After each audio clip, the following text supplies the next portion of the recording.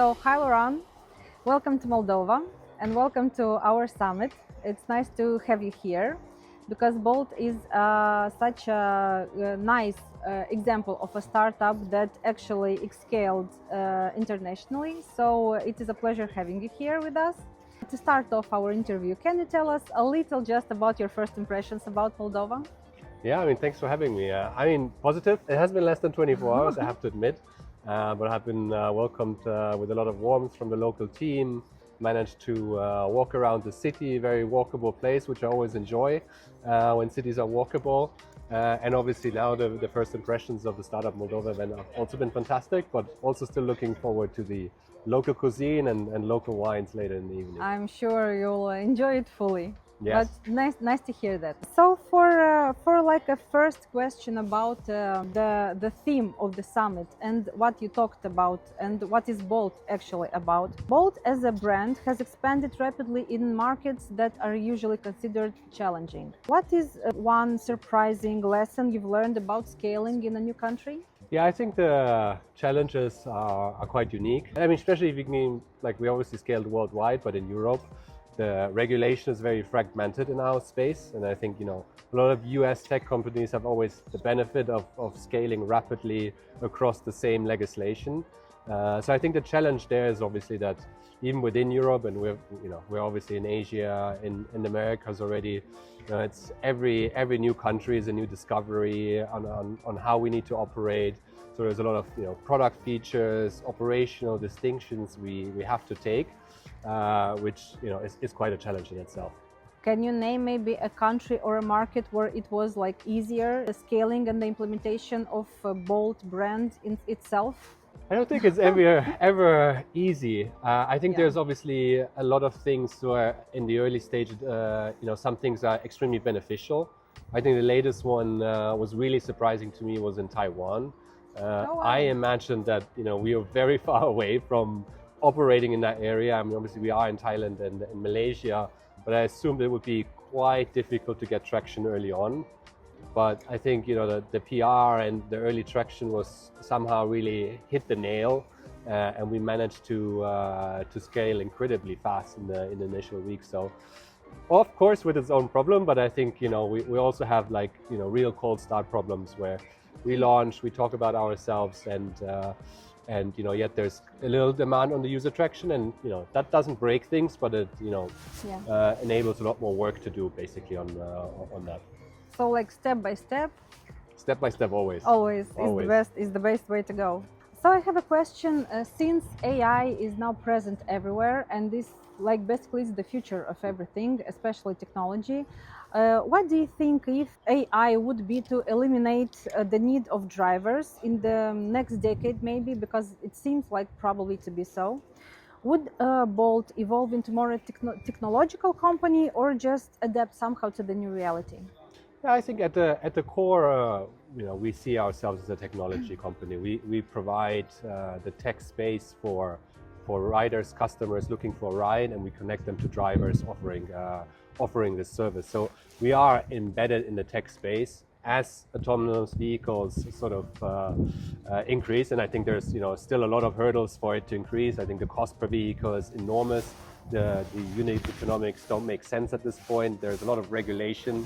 Finding the right regulation, I think, is still very much ongoing. But I think when we get there, I think there will be a mix of both human and AV drivers, and we'll be regardless as a platform. We have customers, which we have a huge, massive customer base across the world, and we'll be a facilitating layer regardless of where the tech heads. So I think we're in a good place. Sure, and especially if you have connections or partnerships with international brands that are also located, for example, in country where Bolt is, then it makes it easier for you, especially the tech companies, right? Yeah. As I announced on stage earlier, we have we obviously announced partnerships with NVIDIA, Pony AI, Stellantis. So we are really partnering with the companies who have the foundational tech and the layers to implement this directly to the Bolt platform. And obviously we came out with a goal of having 100,000 AVs in Europe by 2035. So we take this quite seriously, and we're quite excited about the future. We will celebrate together when you reach that number and the purpose that you have. Yeah, on stage I was urged to have some AVs in Moldova, so I'll also try my best to get some here if I have any say in it.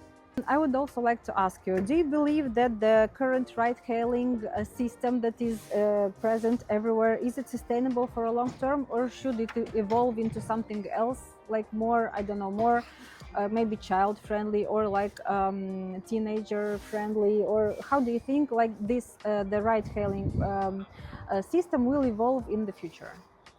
Yeah, I mean, I think the business as it is will stay. I mean, we are obviously, we are operating profitably already, cash flow positive for the last 2 years. So, the business model in itself, as it maybe was challenged in the past, it's a working model. But I do think, I think there is nuances which we keep leveling up on. I think, there's a lot of new categories which we sort of launched in countries. I think one is Azerbaijan, which we call, I believe, Bolt Vanguard. So that is sort of having a camera in the car, and when parents order a cab for their kids, they can actually see in live what the kid is doing in the car. So obviously we will continue to develop these use cases for customers and add value there. But I think on the fundamentals, us as a platform, I think not much will change. Obviously the mixture, the category mix with AV will eventually come in more, but on the fundamentals, I think it will stay relatively the same. But who knows, Well, but that means that you started right, and the logistics you implemented is working really well. So yes, congratulations. Yes. So I heard that you are working now on the Bolt business to implement it here in Moldova. Yes, we're very excited about it. We are planning to launch in May, so I think it's a unique opportunity for businesses, but also like solo entrepreneurs who are maybe in this event. It's incredibly convenient to just have a work profile on the same Bolt app, and when you are, when you have a company ride, you can just switch to your work profile. Sure. Invoices will be issued to the right issuer automatically. Oh, so that is a lot of effort, right? I mean, I think the last person, if you're building a startup, here or anywhere across the world, is you want to spend a lot of time on like nuisance sort of tax invoicing and accounting stuff. I think that's probably the founder's least favorite ask. So I think hopefully that will alleviate. Much needed. Yeah, I'm glad to hear. I hope I understand as well that locally there's not a lot of companies who are going to bring the same tech as we are bringing. So I look forward to it, what the local team can do here. Good luck with that also. Yes, thank you. One more question I have for you is rather focusing on direct competitors and brands that maybe are similar to you. Which industry does Bolt draws inspiration from, or rather who or what inspires you as a company, like in the same maybe industry? I think I think always, and I think more so as of late, we are just incredibly inspired by the European tech space. I think geopolitical as well. You have obviously tensions across worldwide, and what I see, Marcus and Bolt, we're incredibly proud of European companies, European builders, big companies making it in Europe, but also making it worldwide. We obviously, as I said earlier, that we want to also play in the AV space, and I think that's important. So it's not too much industry has to be there, but I think we look forward to European tech, and we rally behind them, and hopefully they will rally behind us as well. Mm-hmm. Perfect. What advice would you give to maybe a startup or a unicorn, or someone who wants to do something new, to build a new brand? What advice would you give? Like maybe something they should not be afraid of, or something they should pay more attention to. Like what would you do maybe differently if you would be to start up today? Yeah, I think I always draw from the Bolt example, which is incredibly inspiring for me. I mean, and it's Estonia, Moldova, they have a lot of shared history as well. So, when Bolt was founded, 11, 12 years ago at this point, there was no funding, there was no capital, very limited. Most of our, peers in the space raised, 100x the amount we did. And, that really, we really had to think about the playbook, about, value propositions. What kind of value do we offer? We had to, operate more economically, more frugal in many ways, and that's really inspiring. And I think for builders, people who are at the summit today, I think it might seem like a disadvantage, working from here, trying to build something. But I fundamentally believe this is giving you a real edge, and a real filter to build the right things correctly from day one, versus sort of making mistakes by being overfunded or not having to think about sort of core value propositions early on. So yeah, huge fan of all of these countries. And in Estonia, obviously I'm German myself, has inspired me quite a lot on the entrepreneurial side as well. So and I see this pretty similar around here as well. So that's very similar. Hopefully we will get there and be as well a very attractive and a good market for other brands to come here and for the local brands to grow here and also extend internationally. Absolutely. I mean, I was listening to the early the kickoff speech by Olga, and it's double amount of the capital raise, 24 versus 25.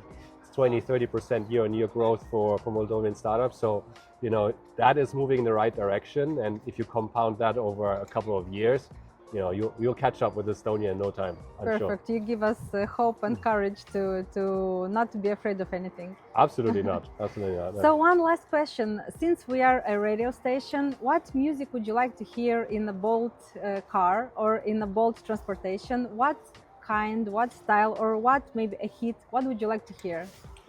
Oh, my music taste is very specific. So I lived in Berlin for 7 years, so I generally love the Berlin techno scene, dance scene. So I generally in around this space. Who I like, I think Malucci and DJ Heartstring are very cool artists. So if you're aware of them, give them a try.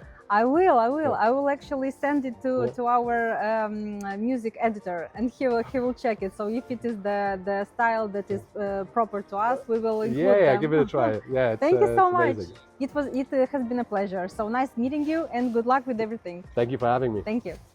So, as I told you, like a small present. I don't know if you can take it with you, but I hope you do, and you will enjoy it for sure. I mean, I am on a luggage, but I mean, I will drink it with the team. Tomorrow when we have. Or tonight or tomorrow. Tonight or tomorrow we'll do it. Thank you very much. Thank you very much. It has been a pleasure. Yeah, it was a very pleasant interview. Love it.